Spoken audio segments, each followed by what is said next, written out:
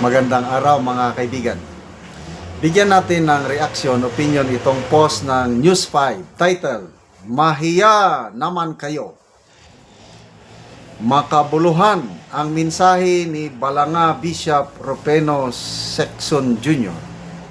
sa kanyang homily para sa Misa Mayor bago ang translasyon ng Jesus Nazareno ngayong Biyernes, January 9, 2026. Sa gitna ng sunod-sunod na isyu ng korupsyon, sinabi ni Bishop Sexton na may mga taong ayaw bitawan ang hawak sa kapangyarihan kahit pa pahirap na sa bayan. Ito ang kanyang exact word. Ayaw bumaba kahit nagdurusa na ang mga mahihirap. Ayaw bumaba kahit binabaha na at nasisira na ang bayan.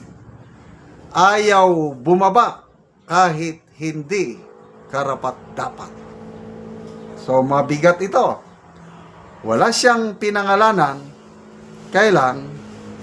Bahala na tayo, mga taong bayan, na mag-deduce o mag-conclude sino yung pinapasaringan ng ating butihing bishop.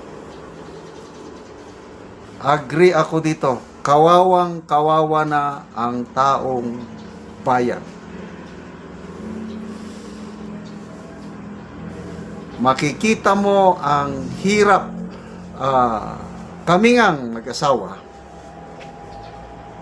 may stable kaming income dahil sa pension, galing din sa taong bayan.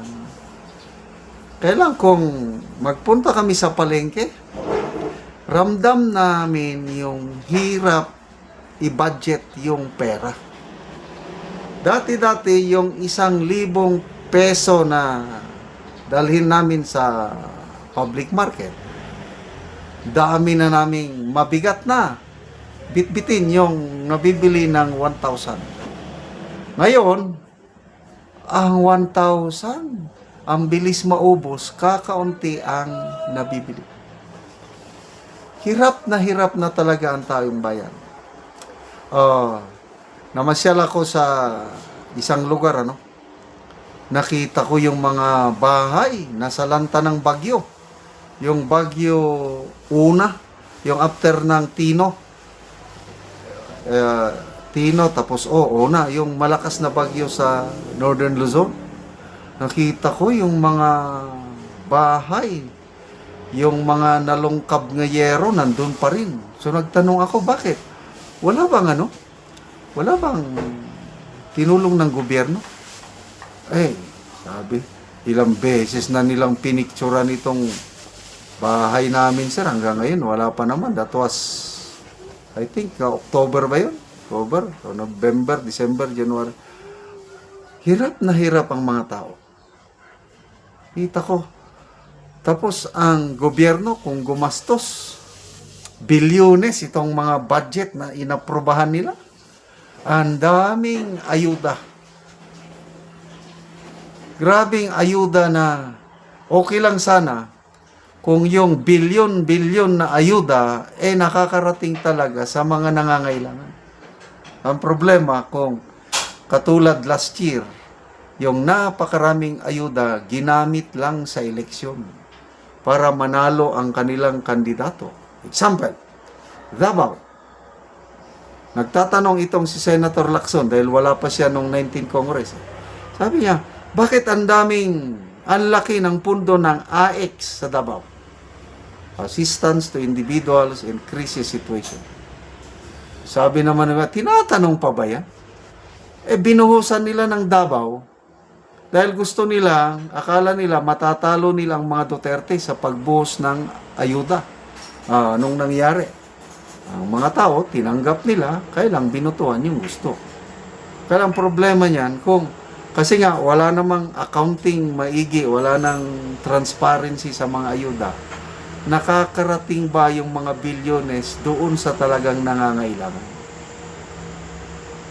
So, salamat sa mga bishop na nagsasalita na ngayon, although kita mo medyo alanganin sila, hindi pa sila nagpapangalan ng sino ang dapat nang bumaba. Kailang alam na ng katauhan. Hindi ko na rin babanggitin sino yung pinapatutsadahan ng butihing bishop na ito na pahirap kayo sa taong bayan. Bilyones ang inyong pondo sa inyong mga opisina. Wala namang nangyayari. Nasaan ngayon si Saldico? Bilyones, 4.5 billion confidential and intelligence fund. Bakit hindi mahanap si Saldico? Bakit ang DILG secretary humihingi pa ng tulong sa mga OFWs?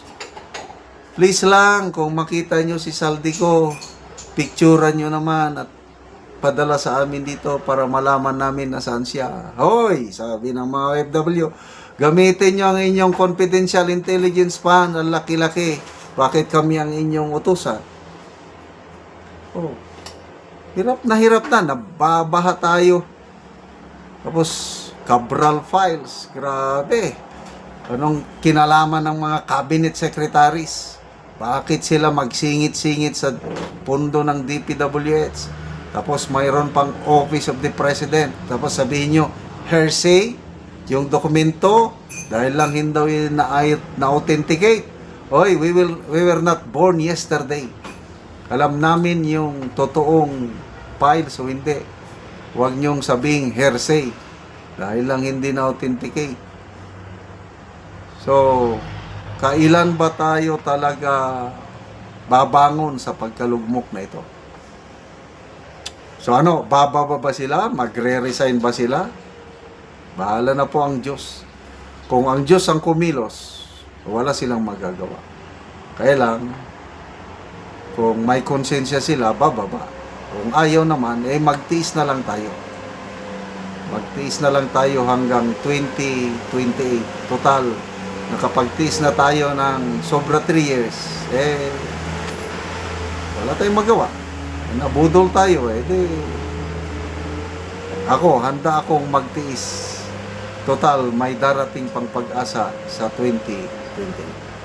Salamat mga kaibigan sa inyong pagsubaybay sa ating channel. Nakakatulong kayo ng malaki sa tribong Talandig ng Bukidnon dahil ang sweldo natin sa channel na ito is pantulong po sa tribo. Namimigay tayo ng libreng yero at pako para makapagpatayo sila ng mas maayos na tirahan. Kaya salamat sa inyong pagtangkilik sa channel nito. Panoorin nyo ang video nito. Una ni ang natagaan na mong ugsin. Ate.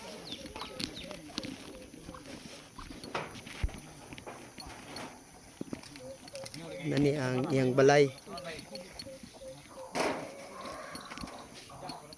Buslot na, giantos lang namo ang mga buslot. So muna na ang itsura sa ilang balay. Gipangbutangan lang namo og silopin kay aron nga dili mi ulanan. Butangan lang og silupin. Kay Kay kung mag-ulan, dosi na matulan. katuig sa among pagpuyo dire, unya giantos lang namo nga ang among abuhan maglungag mi, mabasa na mi, gisapaw-sapaw lang namo ang sin. So muna na gid na ang ilang kahimtang. Sapaw-sapaw lang daw ang sin. So, tungod sa kalisod, so wala gid sila naka ang uban ibutangan lang gani nila og sako. Sako, silopin, At aron least nga ang makaatop Kay luoy sila. na gid- So karon te pila na ni katuig ang inyong balay ngin-ani nang itsura. dosi na katuig nga gaantos namo ni ang ulan. Kay balaga kaon mi, galungag mi, gakabasa gyud mi, pero amo lang ginanto sa 12 ka tuig. So salamat kay aning naghatag sa sin kay makabalay na gyud mi, makaatop na mi kay luoy na gyud kay mi. So unsay trabaho sa imong bana te? Manginadlaw ra mi, tapos dili pod mi ma-maintain sa isa ka semana, pila ra mong kita sa mga pobre nga.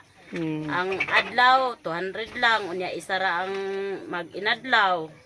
Unya di naka-approve lagi og ipalit sa sin.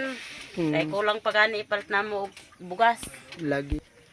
Salamat kayo sa Ginoo nga manginaot mi nga magpadayon kining inyong paginabang sa mua.